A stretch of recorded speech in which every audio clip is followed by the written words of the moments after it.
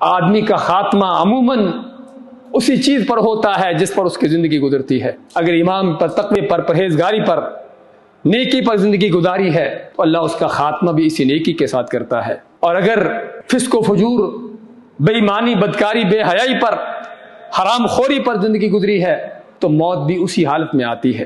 اور صرف موت ہی اس حالت پر نہیں آتی بلکہ قیامت کے دن آدمی کھڑا بھی اسی حالت میں ہوگا۔ نبی کریم صلی اللہ علیہ وسلم میدان عرفات میں ہیں، ایک حاجی احرام پہنے ہوئے اونٹنی پر سوار، اس کی اونٹنی بدکی، اچھلی، گر گیا، نیچے گرنے سے فوت ہو گیا۔ اللہ کے نبی صلی اللہ علیہ وسلم کیا فرماتے ہیں کہ اس کو غسل دو اور اس کے احرام میں ہی اس کو کفن دو، اور اس کا سر نہیں ڈھانپو، کس لیے کہ کل قیامت کے دن اسی احرام میں اٹھے گا اور تلبیہ لبیک پڑھتا ہو اٹھے گا۔